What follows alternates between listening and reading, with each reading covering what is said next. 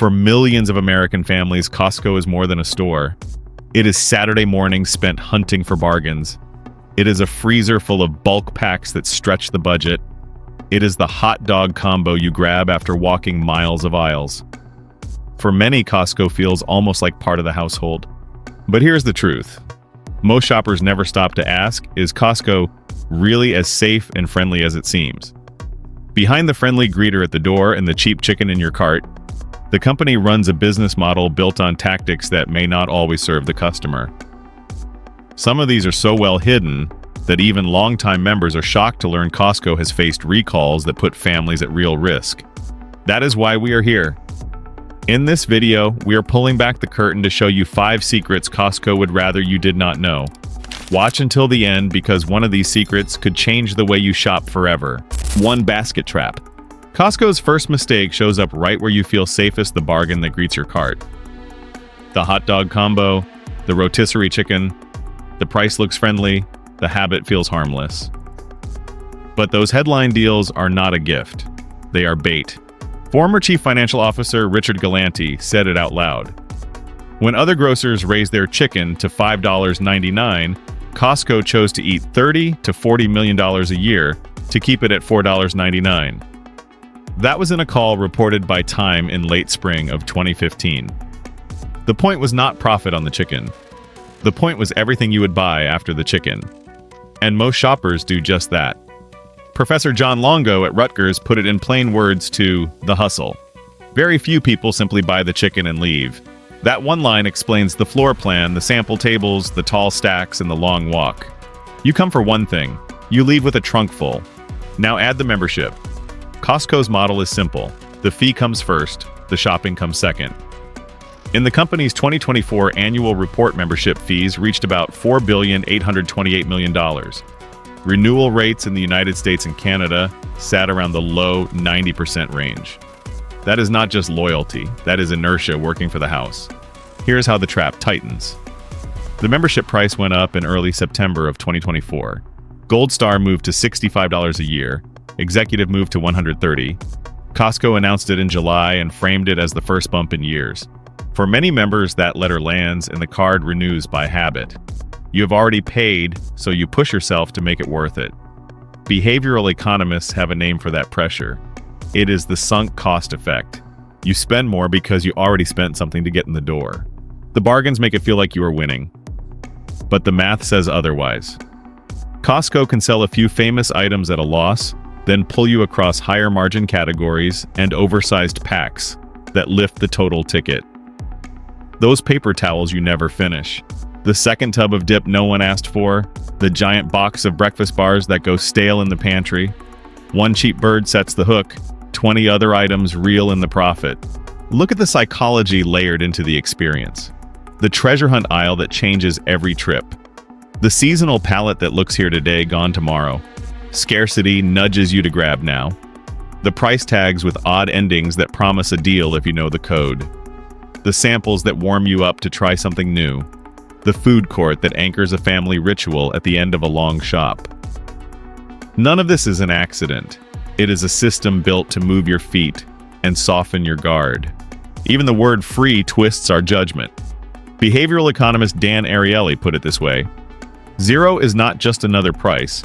It is an emotional hot button. Free shipping, free sample, free refill.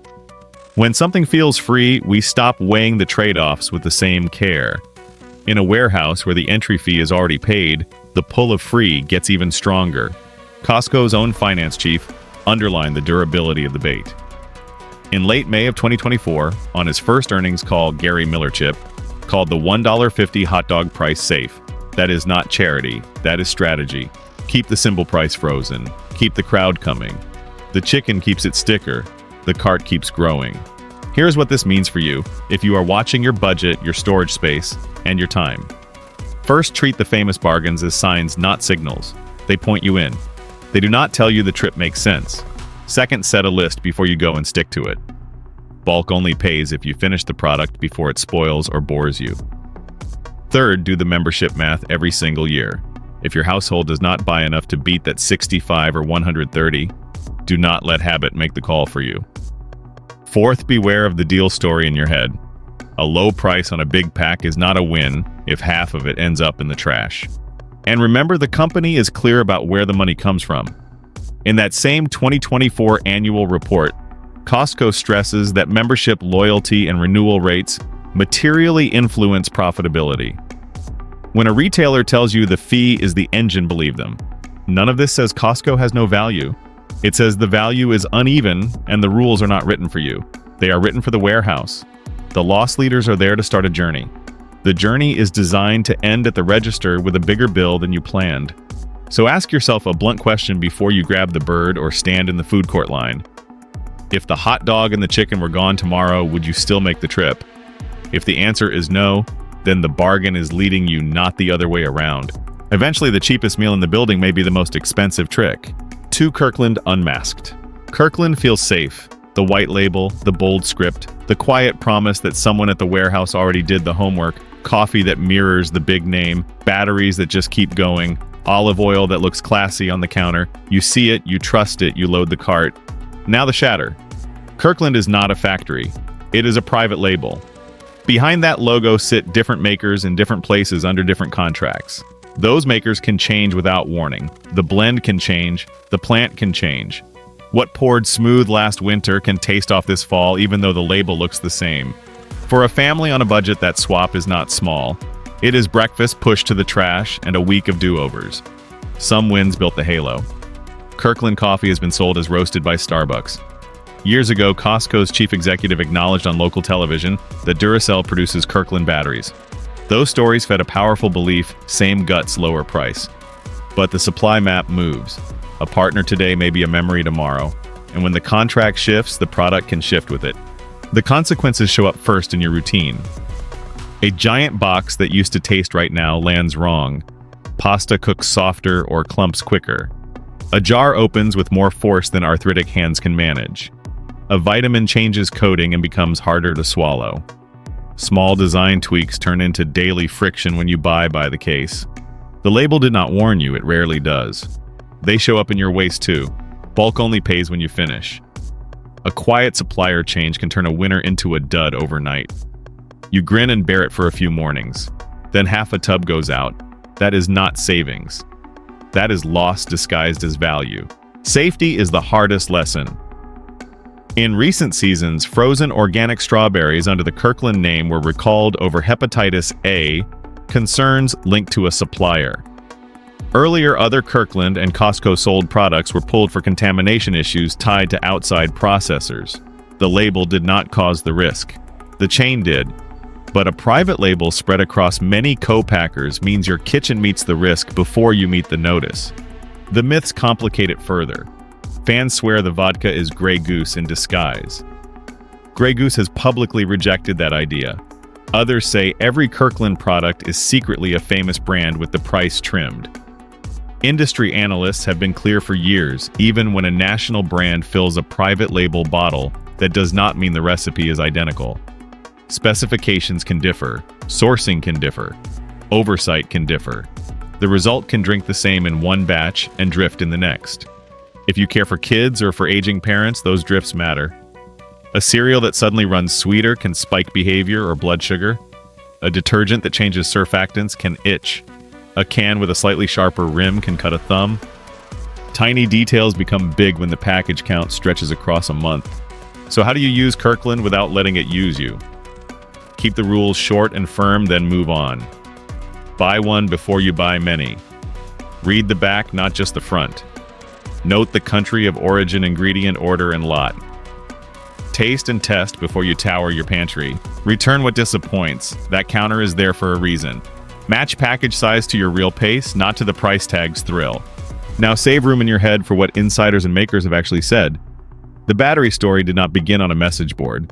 It came from the top. The coffee tie has appeared right on packaging, and major distillers have gone on record to kill the vodka rumor. Those are the rare moments when the curtain parts.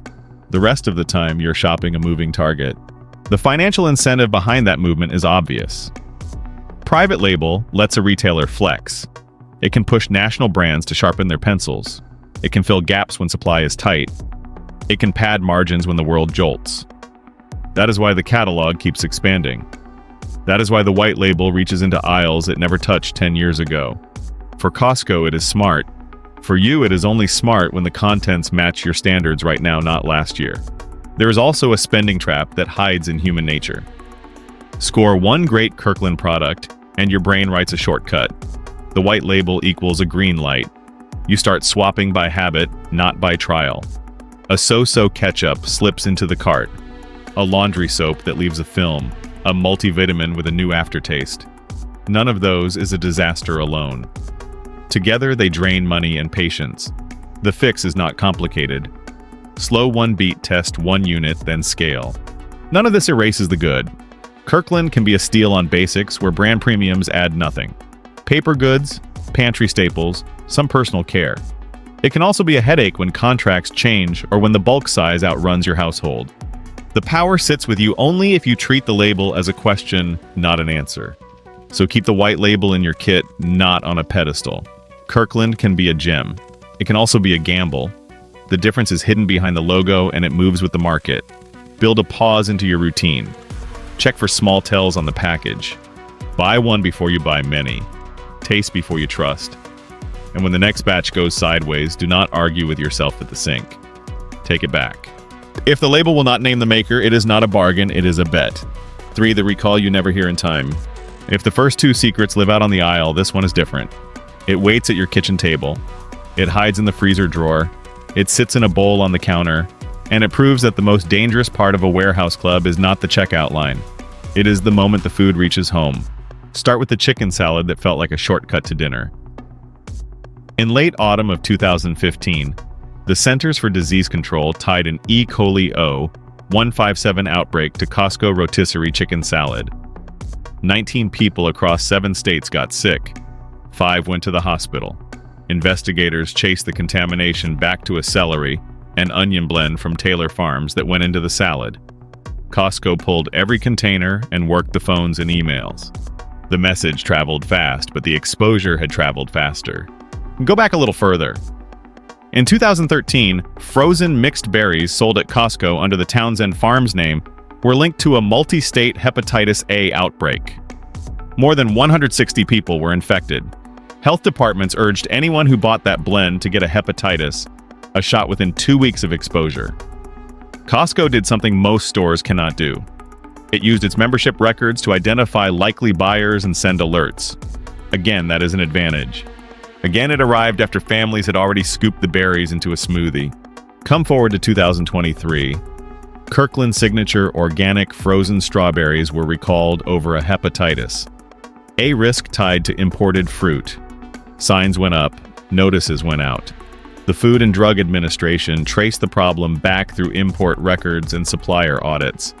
The pattern rhymed with the older cases. Contamination began far from the store, but the result was the same. It reached your freezer with a familiar logo on the bag. Here's what the recall process looks like when you zoom in. A cluster of illnesses hits a state health department's radar. Epidemiologists start interviews and food histories often days or weeks after someone first felt sick. Receipts and loyalty data, when available, help narrow the list. Labs confirm a pathogen and match genetic fingerprints through national databases. Only then does the line tighten to a product and a producer. That is when the alerts appear on websites and press releases and robocalls and on posters at the warehouse door. Costco's system is by retail standards strong. Membership data lets the company target warnings to shoppers who likely purchased the recalled item, a step that many supermarkets simply cannot match. The company maintains a public recall page. Stores post notices at entrances and service counters. When it is a high-risk item, some locations call members directly. All of that is better than average. But none of it is faster than the first bite. The science cannot be rushed. It takes time to connect dots across states, tie a genome to a farm, and walk a paper trail from a foreign processor to a domestic warehouse. That lag is built into the system. It is not a Costco problem alone. It is the reality of modern food. Upstream, the inspection map is even harder. The Food and Drug Administration oversees an ocean of imports under the Foreign Supplier Verification Program. Third-party audits review plants and hazard plans. Paperwork is checked. Corrective actions are requested. But inspectors cannot be in every field every day. A single weak step, a wash line, a cold chain break, a sanitation lapse can travel through containers and into a brand that never touched the farm. When a recall hits, the choreography is precise but late. Suppliers issue a recall notice. Costco removes product from shelves and distribution. Warehouse managers post signs and pull pallets. The corporate site adds the alert and the lot codes. Members get emails or calls if records show a purchase in the window. Health departments push guidance, discard the product. Clean surfaces, watch for symptoms. In hepatitis, events officials urge post-exposure vaccination within 2 weeks. In E. coli cases, they warn against some antibiotics and stress hydration in medical care. It is a script written for after the fact. The human side of that script is plain. A mom opens the freezer and sees the exact bag from the notice. A grandfather realizes the chicken salad from last week was on the list. A family breakfast turns into phone calls to the clinic. Even if no one gets sick, the trust takes a hit that a refund cannot fix. The brand survives. The ritual of shopping usually survives. But the faith that the warehouse is a safe zone gets a hairline crack. None of this means Costco fails to act. In the chicken salad outbreak, the company cooperated with investigators and removed product quickly. In the berry cases, membership alerts likely reduced harm. Those steps deserve credit. They also underline the point. The fix begins only after the food is home. There is a temptation to shrug and say that recalls happen everywhere, and that is true. They do. What changes the stakes here is the scale of bulk buying and the power of a trusted label. When you purchase a case instead of a carton, the exposure is multiplied. When the brand feels like part of the household, the skepticism softens. That is the opening where a distant error becomes a local problem. So the third secret is not about a bad actor in a back room. It is about a system that works hard and still arrives late. It is about distances so long that no inspector can cover them all. It is about a recall process that is efficient, thorough, and always a few beats behind the fork. Costco will keep posting notices. Agencies will keep tracing pathogens. Warehouses will keep pulling pallets. Those are the right moves. But none of them roll back the clock. Let's close this discussion not with a scandal, but with silence. The salad is gone, the freezer looks normal, the shelves are restocked, life moves on, and so does Costco. But somewhere in that calm routine sits the truth no recall can erase. Once a product leaves the warehouse, the risk is already yours. 4 rules at the register. Imagine a rushy customer. She reaches the register, swipes a card, and the screen blinks back 2 blunt words: Visa only. No MasterCard, no Amex, not even a bank card tied to years of loyalty points. In the United States, Costco's credit lanes run on a single rail by design. The old American Express era ended in the summer of 2016, replaced by an exclusive deal with Citigroup and Visa. To the shopper, it feels like a small rule. In practice, it is a wall. The message is simple: carry the right network or step aside. That wall is not an accident. It is leverage. One network means simpler hardware, cleaner interchange math, and a private highway for data that tells a precise story about basket size, repeat visits, and how promotions land. The company sells freedom in bulk, but it buys control in the fine print. The food court tells the same story, only louder. For years, it looked like neutral ground. Anyone could walk up and grab a hot dog or a slice, member or not. Then in early April of 2024, the sign changed: membership required. The official line was familiar: too many non-members using member benefits. The real impact hit closer to home. Seniors who treated the food court as a cheap, predictable lunch were turned away. Parents on a budget had to explain to a hungry kid that the line was now off limits. Nothing about the pizza changed. The gate did. Alcohol is where the rules twist by zip code. In several states, laws require warehouse clubs to sell alcohol to the public membership or not. In others, the membership rule still holds. The result is confusion built into the map. A traveler can buy a bottle in one state with no card and be denied in the next. The brand stays the same. The boundary moves under your feet. Online, the edges blur again. Most product pages live behind the membership wall. Pharmacy, optical, and a handful of services fall under different legal rules and are often open, at least in part, to non-members. But the signage is inconsistent, and the path is not obvious. You can refill a prescription without a card in many places, then be told you cannot order the over-the-counter product sitting 2 shelves away on the website. The line between public service and member perk is a moving target. At the register, the design is intentional. A single credit network narrows costs, simplifies disputes, and nudges shoppers toward a house-branded Visa that ties purchases to richer profiles. That profile connects the renewal date, the seasonal splurge, the timing of the big stock-up trip. With each swipe, the system learns you better and tightens the loop. The rule looks like a sticker on a card reader. It functions like a funnel. Inside the store, enforcement works through small frictions. A greeter who gently asks for the card. A self-checkout scanner that will not wake without a membership number. A tire center that books your car while an adjacent counter keeps a product behind the glass unless you can prove you belong. None of this is illegal or even unusual. It is simply the shape of a club. When the club grows so large, it looks like a public square. For many households, these boundaries do not register until a moment of need exposes them. A caregiver brings a parent for a quick lunch and learns the rules changed last spring. A traveler with an Amex tries to buy a cooler full of ice and finds cash is the only backup. A neighbor without a membership wants wine for a wedding and hears depends on the state. The friendly brand at the door does not soften the fact that every exception is carved by contract or statute, not by sentiment. Costco frames these limits as part of delivering value. Negotiated rates at the register, member benefits protected at the food court, compliance with state alcohol codes, clean channels online. Each piece has a business logic. Together they redraw the idea of a store. You're not just a shopper choosing items, you are a member moving through permissions. This is the quiet truth behind the warehouse image. The pallets feel open. The rules are not. What card you carry determines if the lane opens. What state you live in determines if the alcohol aisle is yours. What line you stand in determines if lunch is even on the table. And when the policy shifts, it happens on a sign, not in a conversation. At Costco, the real checkout does not start at the register, it starts at the door. 5. The loyalty trap. All 4 roads point here. The bait that starts the trip. The label that hides the maker. The recall that arrives too late. The quiet rules at the door. They add up to one thing, a machine that turns trust into habit and habit into money. Behavioral economist Dan Ariely has written for years about how a fair deal changes our thinking. When something feels fair, we stop comparing. We relax. That calm is powerful. Costco understands this. The store keeps a few prices frozen as proof. The hot dog, the chicken, they are anchors, not profits. Psychologist Robert Cialdini describes commitment and consistency. When we make a small promise, we try to act in line with it. A membership card is that first promise. You pay once. Then you return to make it worth it. The trip becomes a ritual. The fee renews itself. Economist Richard Thaler helped name the sunk cost effect.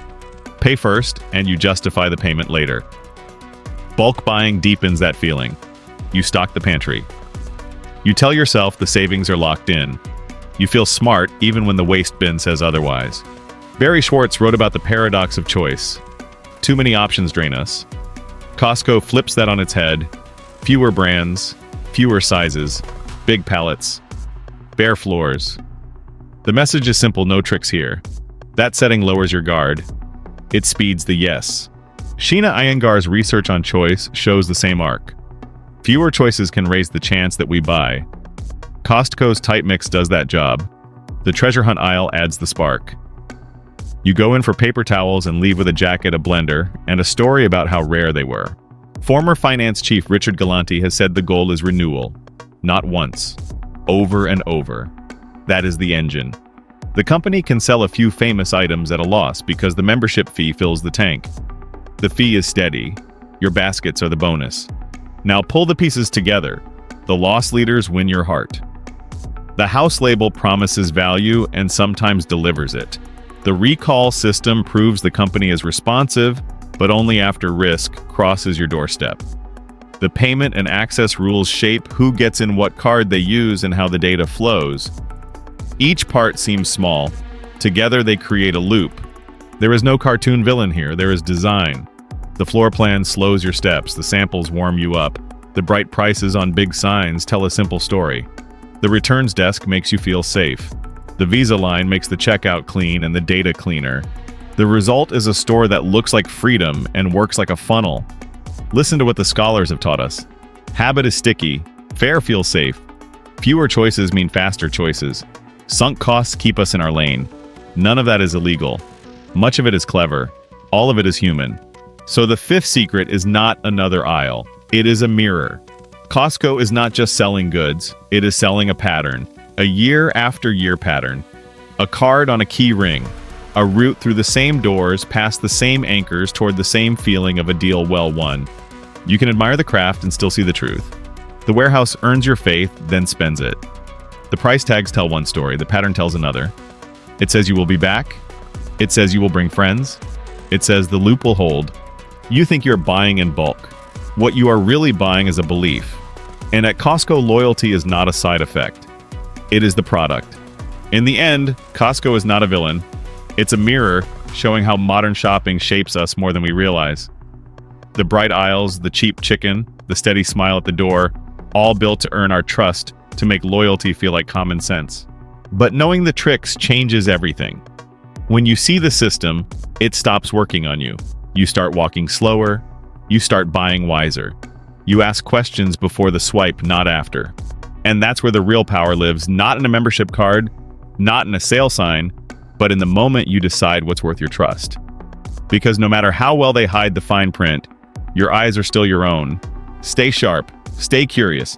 You don't have to shop with suspicion, just with awareness. That alone turns every cart, every aisle, every deal into your ground, not theirs. This video does not promote division within the United States or encourage segregation. All content is presented for the purpose of exploration, analysis, and fostering discussion based on current events, public sentiment, and social trends. We fully respect the United States Constitution and all federal regulations. If today analysis made you think, drop a comment so we can keep the conversations going. And don't forget to like, subscribe, and hit the bell so you will never miss our next independent deep dive.